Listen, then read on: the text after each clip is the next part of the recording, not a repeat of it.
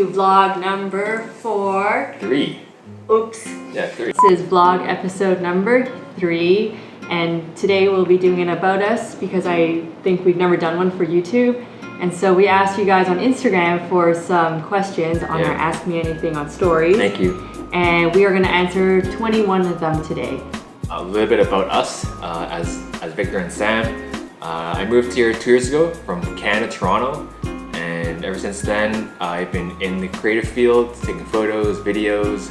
I came here for a job offer from Hypebeast, and then after that I worked at a company called Digital Rev, and then after that I went to full-time freelance. I was born in Chicago in the States, and then my whole family moved up to Canada, Toronto as well. I lived there for 12 years, but I lived in Hong Kong before for 5 years, and then I moved back to Canada, and then I moved to New York City, and then I moved here. So that's kind of the reason why I call myself Sam is Home. And my Instagram is @SamIsHome. And so I've been in Hong Kong now for 8-9 years. It's the one city I've lived in the most now, even more than Toronto, where my family still is at right now. Same. So shall we Let's get right into the questions. First question from @jelly_QL_FJ. How did you two meet? Heart face. So we both met about a couple years ago. Wait, how many years ago? A couple years. 2 years. Two and a bit. I said a couple years.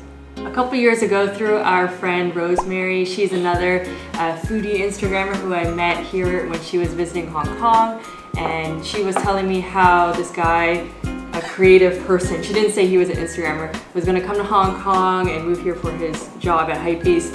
And so she was like, oh, you guys should connect. So I connected with him at church, and then we had lunch with a few friends, and at that time I was like, oh, what's your Instagram account? So then I literally just typed it in, and I saw his account, but I was like, oh crap, I have to press follow because you're obligated to. Obviously, and he's like watching me, right?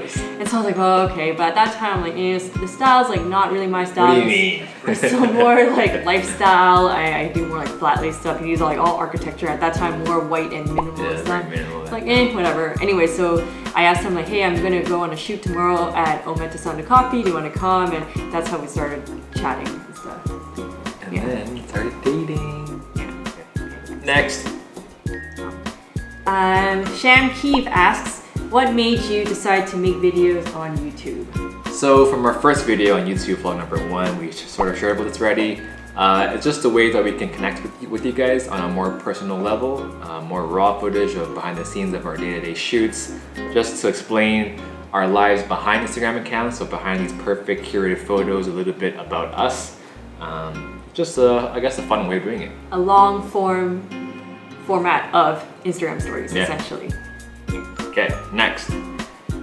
@Jessica93M. Can you do a video tutorial on how you edit your pictures?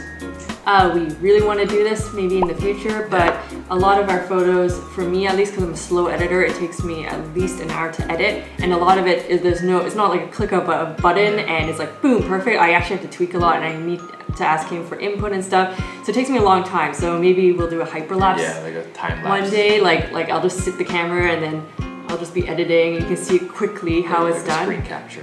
But we'll see, because I think it'll be really boring actually. But we'll try. Yeah. Next question. Okay. WWM Emily asks, do you both know how to speak Cantonese? 我係香港出世嘅，識講但唔識寫，識睇少少。How about you? 識講少少嘅，因為我住咗香港8年，但係有少少口音咯，但冇所謂㗎，照講咯，人哋明白㗎。@s.yavi. This is a good one. How long did it take to not feel awkward standing on a chair with a perfect food shot? I think I've also been asked this question regarding to like posing or modeling in the middle of the streets. I think when you finally like get how much your work is worth, and that the value of your work is worth more than other people's opinions on you staying on a chair or whatever, then you kind of don't care in the end, because you know the result is a lot better than their judgment. Yeah. So but for a hotel and we shoot when we shoot a food flat lay, for example, we will be respectful about asking them if it's okay for us to shoot standing on a chair, or we'll take our shoes off for that, especially like in places like Japan where we know it's not great to do that. So we are trying to be more mindful about where we are in the environment. Yeah, I mean, like, just sacrifice a bit of that shameful moment of you standing on a chair or being laughed at, but then the end result is just way more worth it. Just think about the end result and be respectful. Next question is PDPGPS asks, where can my wife and I check out the prints you guys were shipping? Right here. Put a link downstairs and also or down below, and at the APT Studios is our new Instagram handle for our print shop. There you go. Great gifts for your wife, by the way. At I Got You. I got you. Hi, huge fan of you guys. Just wondering, how do you never run out of places to shoot in Hong Kong? So a lot of times it's either research beforehand or we just wander around. A lot of times we just, if we're running out of places to shoot, we'll be like looking on the MTR map and be like, we have never been to beep, wherever. And then we'll just go to that station, or we can look on Instagram and find some spots and we're like, oh, that looks kind of cool. We've never thought of that angle, and then we'll just go in and take a look. And then we also have a lot of like festivals here, so festivals, not music festivals, but like Chinese New Year and stuff like that, that we're able to shoot. So far, we haven't run out of spots yet. Or we can reshoot places. And for me, it's a lot of like, I guess, Google Maps for drone shots, especially. Just like pinch in, pinch out. That's a cool spot from the drone satellite. Let's go there. Why So Serious asks, do you ever get bored of doing what you are doing? No, I do not, because I love what I do, and I've been taking photos for a long time. I think even back in high school, even before high school, I've been taking photos already. So I think that having to do what I love for a living and just doing it every day is just the best feeling. At Jeanette Bear, how does an influencer find clients, or do clients go to them? How does it all work? I think we touched base upon it in the second vlog where we talked about the hard selling and the soft selling. For me, because I've been in Hong Kong for 8-9 years, I've built a community, and I rely a lot on word of mouth. So people are like, hey, Sam the prop sauce, or hey, Sam the social media photos. And Instagram really helps. A lot of times if we just post a photo, people come and find us and they're like, oh, we like your style here. Can you do this for our brand and stuff? But it does take a bit of like continuously putting the work out there so that people can constantly see you and your work. Always great. Yeah. 15.n asks, how often do you and Sam go out to take photos, and how do you handle stress? Personally, I don't stress that much. I don't know, like I don't ever feel stressed taking photos. How often? Every day, I hope. Whenever we have time, whenever there's free time that we have time to spare, we just grab the camera and go outside. But Victor doesn't get stressed, but I get stressed. We always say I'm type A. Like I'm very I need schedules and plans and stuff, and he's like, well, I'm type C.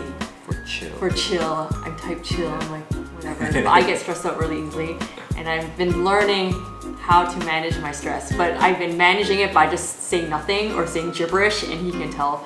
I can tell when you're stressed. Because I just get really quiet because I'm like thinking about all these things in my head. Like, oh, what if there's a lot of people at the scene and I want to shoot it? Do I have to line up? And I'm like thinking about all these scenarios or possibilities, which may not happen, but then I just live inside my head. At Elaine_Nong, what did your undergrad teach you? I went to fashion school. I learned nothing. I went for multimedia and communications, and I learned theory but not actual camera work, so that was all self-taught for me. Same here. So high school, on the other hand, I thought was super useful. I think I learned everything in high school. Dean TV asks, hi Dean, how does HK both limit you and inspire you as creatives?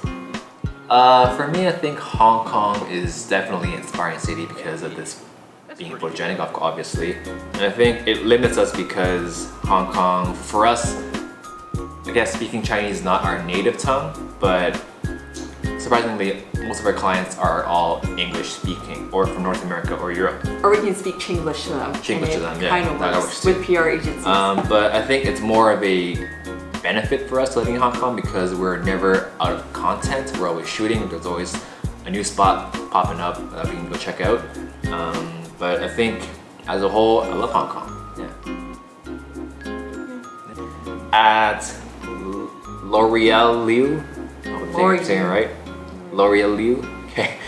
Do you ever feel pressure to bring more props / stage something crazy to one up other influencers?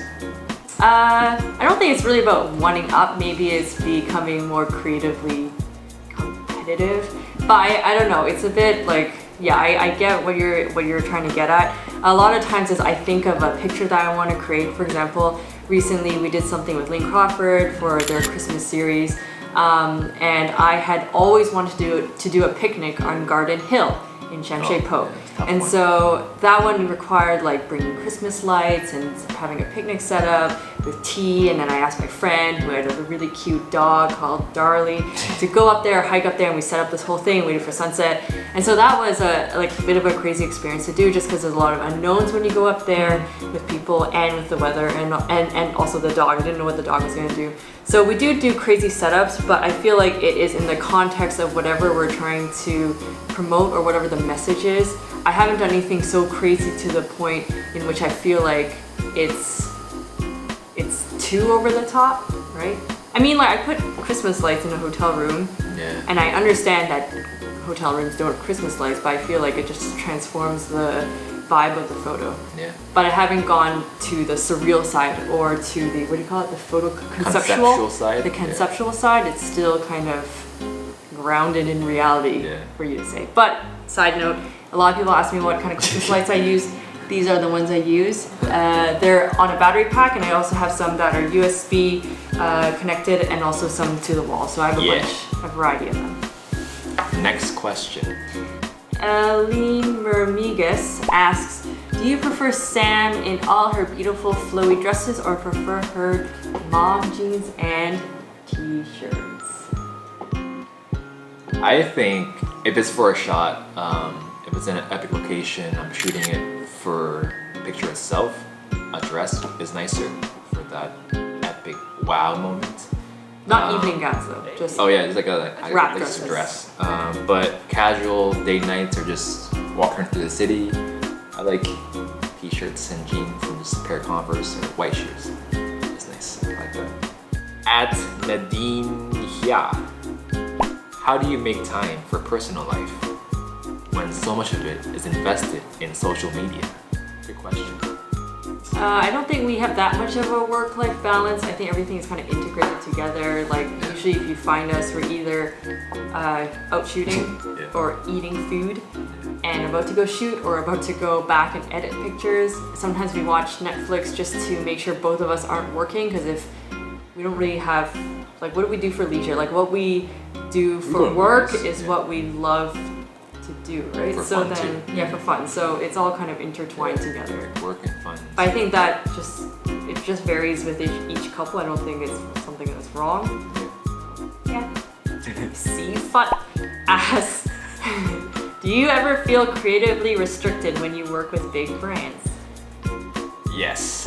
I think that the bigger the brand is, the more they have limits to what you can do. For example, let's say I worked with a brand that does